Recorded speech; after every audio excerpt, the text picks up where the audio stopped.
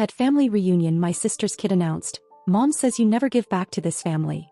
Everyone clapped. I smiled and said, "Perfect.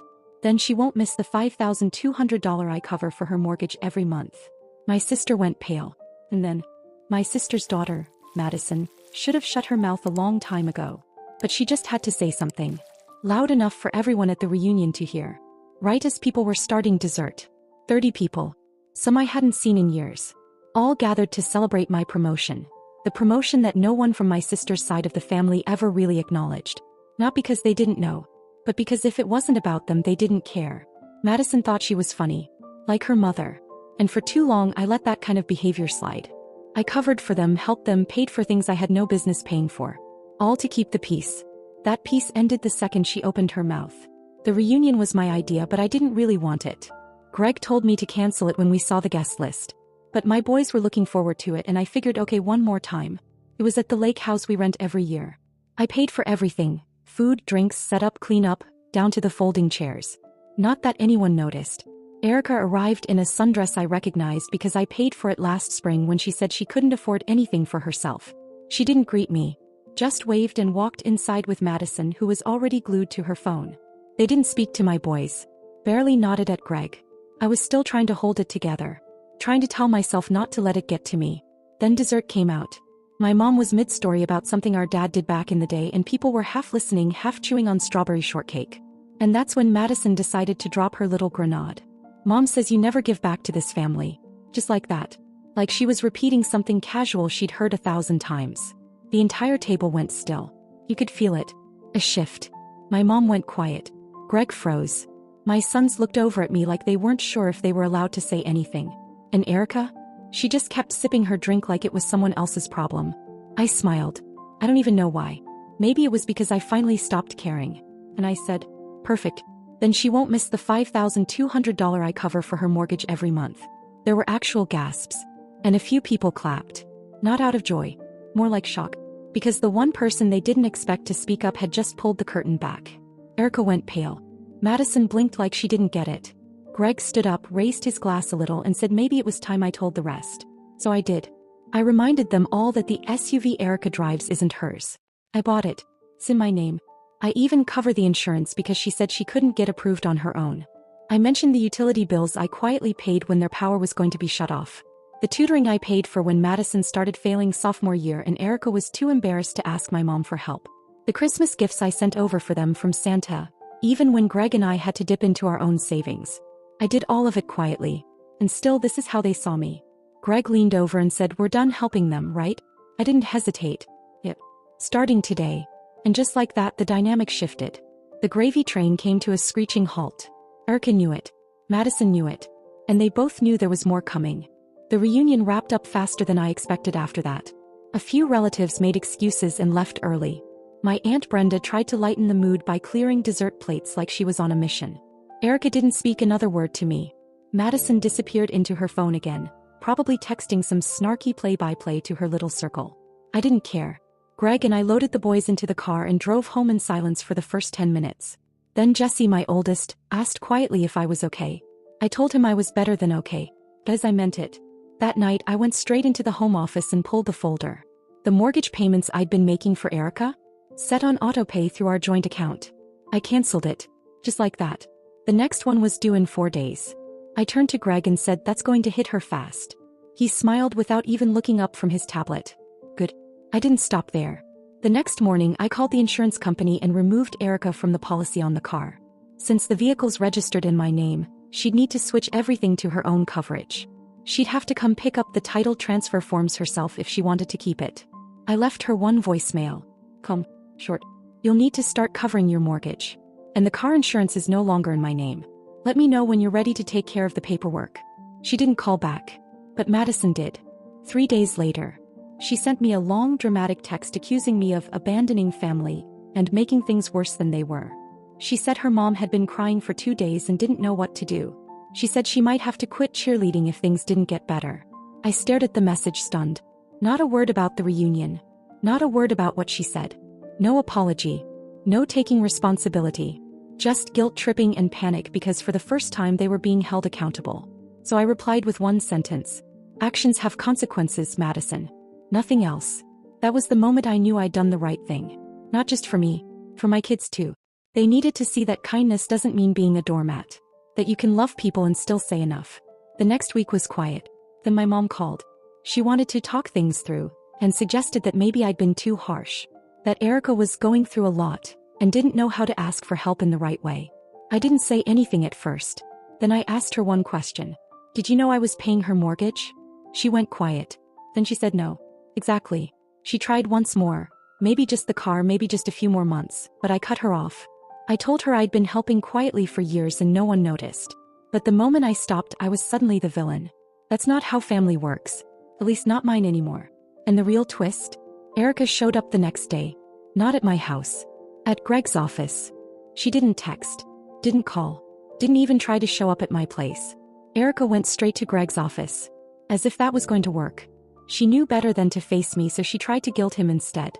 Greg called me after she left, and the first thing he said was, "You are not going to believe this."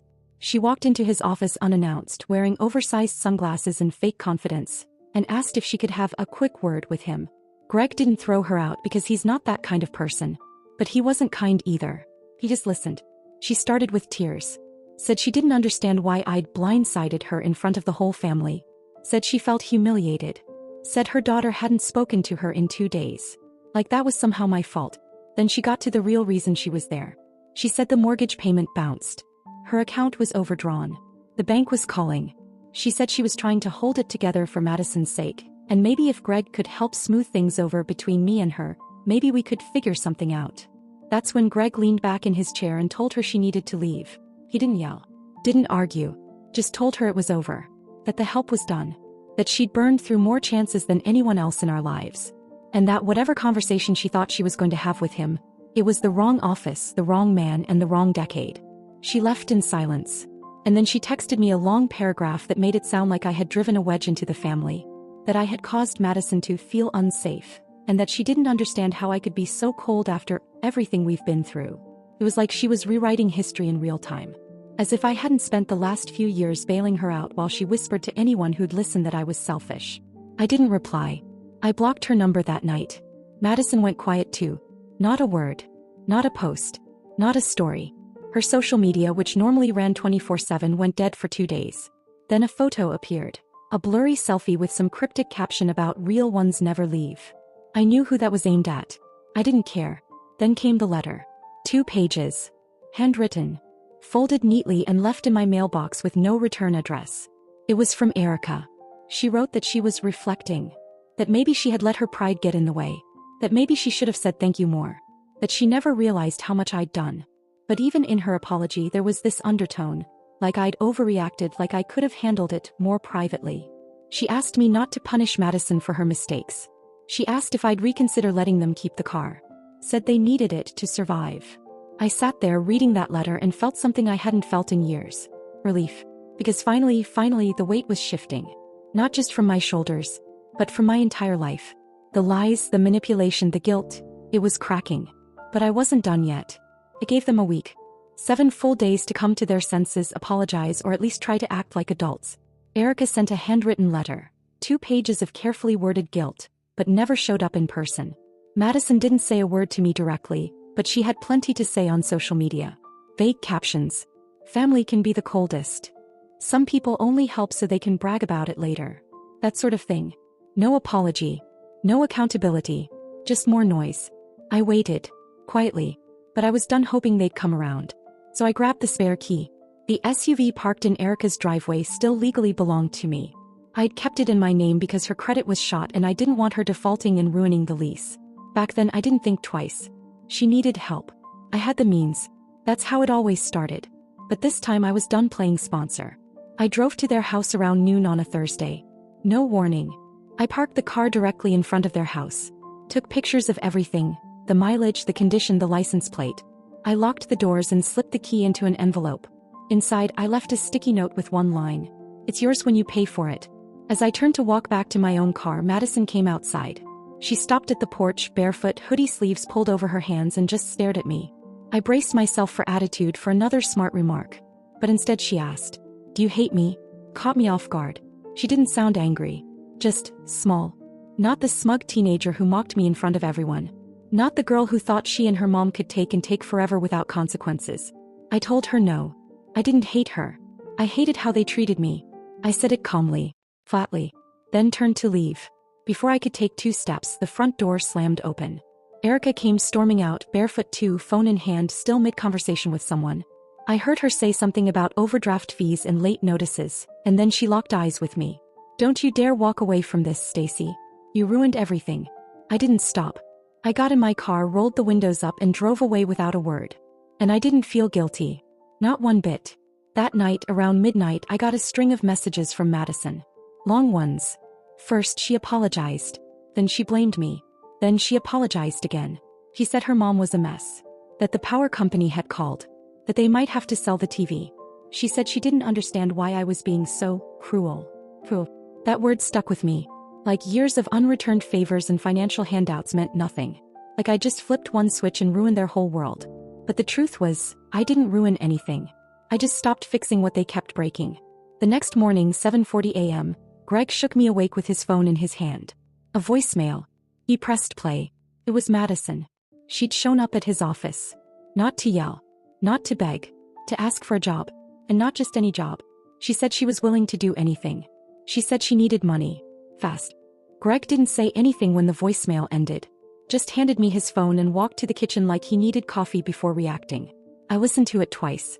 Madison's voice was low, shaky, not the confident, sarcastic girl I was used to. She said she was sorry for showing up without an appointment, but she needed work. Said she didn't care what kind. Filing, cleaning, answering phones.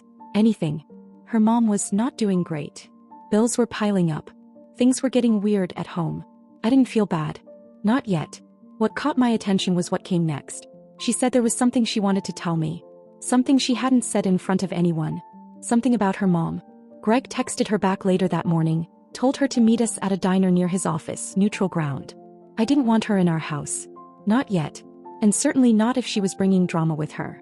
She showed up 10 minutes early. Hair brushed. Hoodie replaced with a blazer she probably borrowed from someone. No makeup. Just pale and tired. She looked like she hadn't slept in days. I expected another performance.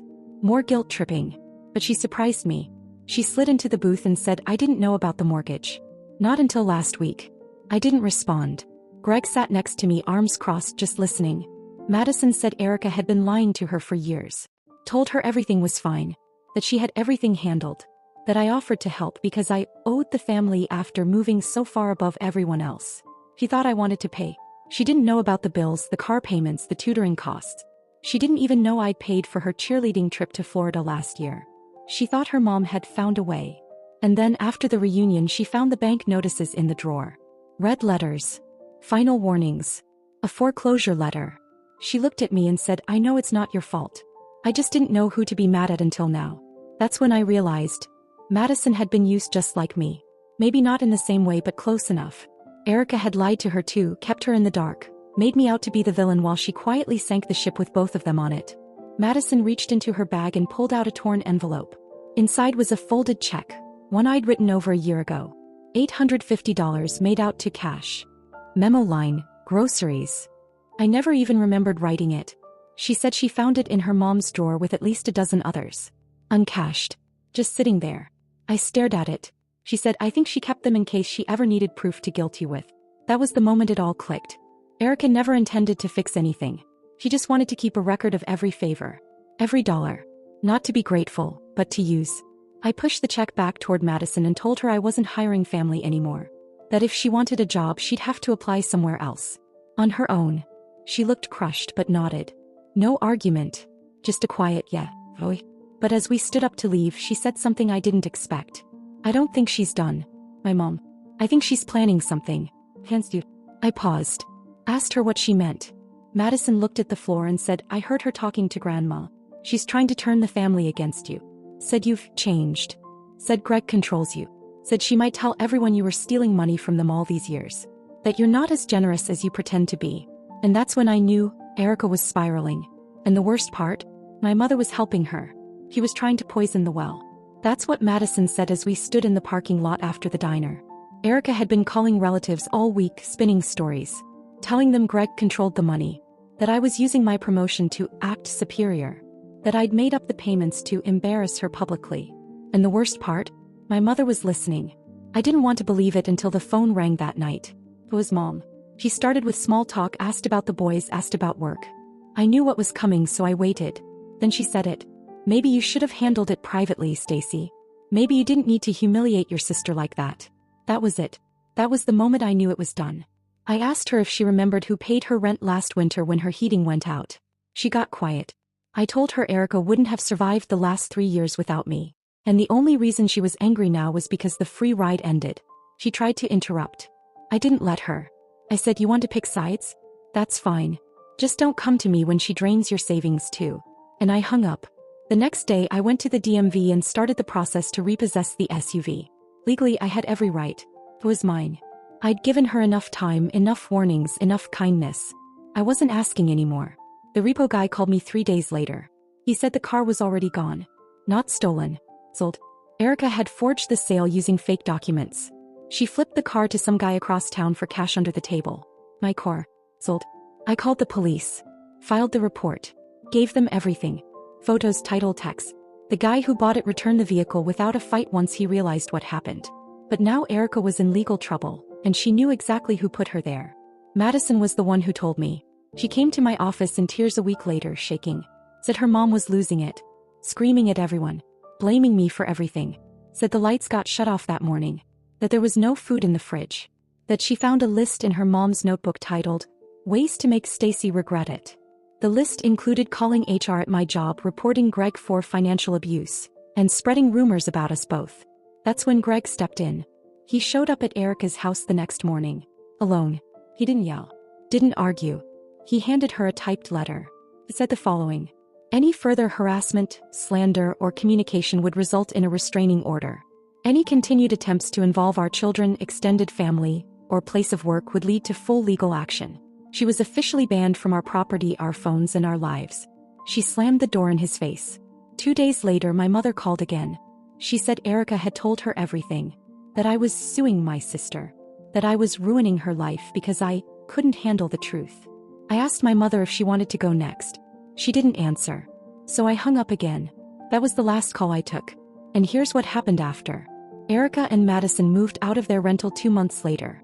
No one knows where. Madison eventually got a job at a pharmacy across town. She stopped posting online. My mother still lives alone. Quite now. She knows where the line is. Me. I'm good. My sons respect me more than ever. They saw what boundaries look like. Greg and I are stronger than we've ever been. I still have the check Madison gave back, the one Erica never cashed. I keep it in my drawer. A reminder. They tried to turn me into a villain for doing too much. But they never thought I'd stop. Now they know. And they finally respect me. Not because I yelled. Not because I fought. Because I ended it. Completely.